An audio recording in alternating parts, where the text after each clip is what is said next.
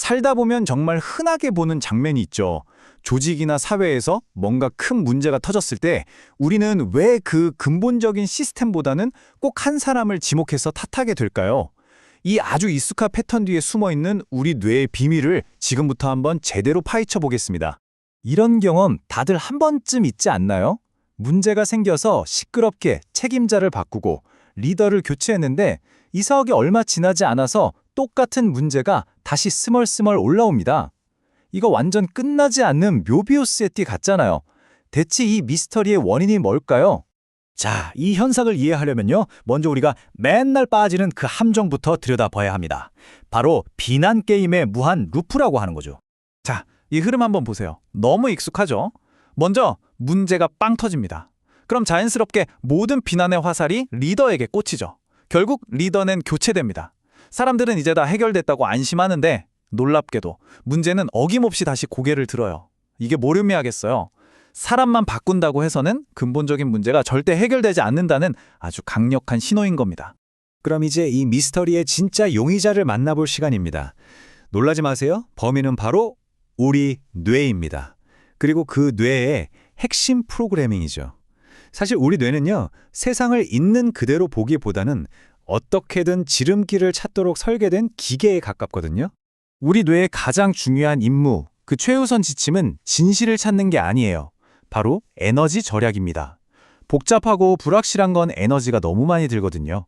그래서 뇌는 어떻게든 세상을 단순하고 예측 가능하게 만들어서 에너지 소모를 줄이려고 합니다. 복잡한 분석보다는 간단한 설명을 본능적으로 선호하도록 진화한 거죠. 예를 들어서 경제 위기가 터졌다고 칩시다. 구조적인 원인을 파고들면 머리 아프죠. 무슨 인센티브 구조, 금리 정책, 생각만 해도 에너지가 쭉쭉 빠져나가요. 그런데 그냥 그 사람이 무능하고 욕심이 많아서 그래 라고 하면 어때요? 훨씬 간단하고 속 시원하죠. 우리 뇌는 본능적으로 오른쪽, 즉 에너지가 덜 드는 길을 선택합니다. 좋아요.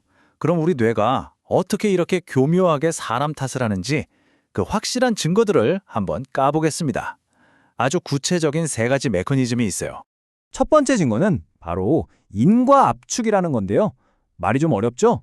쉽게 말해서 뇌가 복잡한 다큐멘터리를 한 편의 히어로 영화로 바꿔버리는 거예요. 복잡한 사건이 딱 터지면 뇌는 바로 이해하기 쉬운 이야기를 만들어냅니다.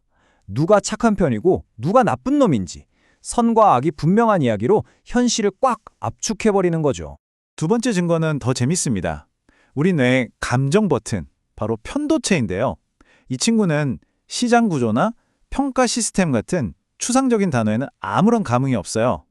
하품만 나오죠. 그런데 화가 난 사람 얼굴을 딱 보면 어떨까요? 바로 경보가 울리면서 불이 번쩍 켜집니다. 우리의 감정 자체가 시스템이 아니라 사람을 향하도록 설계되어 있는 거예요. 마지막, 3번째 메커니즘은 바로 속도의 문제입니다. 한번 생각해 보세요. 문제의 원형으로 지목된 사람을 해고하는 건 하루면 되죠? 바로 속이 시원해지는 결과가 나옵니다. 하지만 시스템을 뜯어고치는 건요? 몇 년이 걸릴지 성공할지조차 알 수 없어요. 우리 뇌는 당연히 인내심이 필요한 것보다는 즉각적인 보상을 훨씬 더 좋아합니다.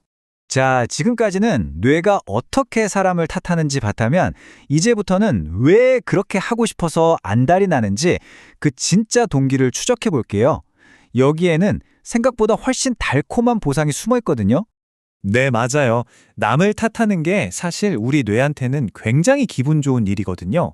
그 뒤에는 아주 강력한 3가지 신경학적 보상이 따라옵니다. 첫째는 통제감. 저 사람 때문이었구나 하는 순간 복잡하고 혼란스럽던 세상이 내 손 안에 딱 들어오는 것 같은 느낌을 받죠. 둘째, 도덕적 우월감.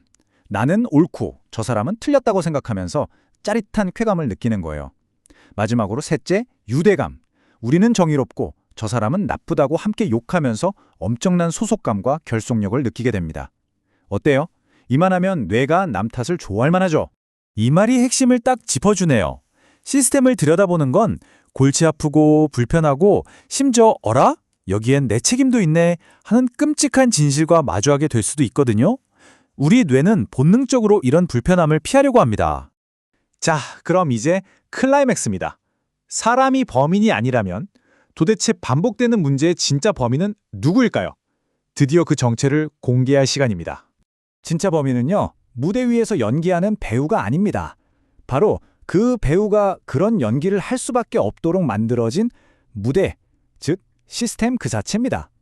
무대 디자인은 그대로인데 배우만 바꾼다고 해서 연극이 달라질 리가 없잖아요.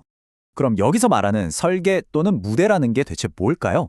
어려운 게 아니에요. 예를 들어 어떤 행동을 하면 보상을 주는지, 중요한 정보는 누구에게까지 흘러가는지, 사람들은 무엇을 기준으로 평가받고 승진하는지, 그리고 진짜 중요한 결정은 누가 내리는지, 바로 이런 보이지 않는 규칙들이죠. 이 판 자체가 바뀌지 않으면 그 위에서 뛰는 선수가 아무리 바뀌어도 결과는 똑같을 수밖에 없습니다. 자, 그럼 이제 어떻게 해야 할까요? 해답은 의외로 간단합니다. 우리가 던지는 질문, 그 초점을 바꾸는 거예요. 딱 하나의 질문만 바꾸면 모든 게 달라질 수 있습니다. 이게 바로 우리 뇌가 반사적으로 묻는 질문이죠. 그래서 누구 잘못인데? 이 질문은 우리를 그 지긋지긋한 비난의 무한 루프에 영원히 가둬버립니다. 대신 이렇게 물어야 합니다. 누구 때문이 아니라 무엇이 이런 행동을 계속하게 만드는가? 이 질문 하나가 우리의 관점을 비난에서 분석으로, 사람에게서 그 사람을 둘러싼 판으로 완전히 이동시킵니다. 책임자를 찾아 벌 주는 대신 그 이면의 구조를 질문하는 순간 우리는 끝없는 감정 소모에서 벗어나 문제의 진짜 패턴을 보기 시작합니다. 그리고 바로 그때 진짜 해결책이 보이기 시작하는 거죠. 자, 이제 여러분 주변을 한번 둘러보세요. 여러분의 삶에서, 직장에서 매번 반복되는 그 문제, 이제는 좀 다르게 보이지 않으신가요?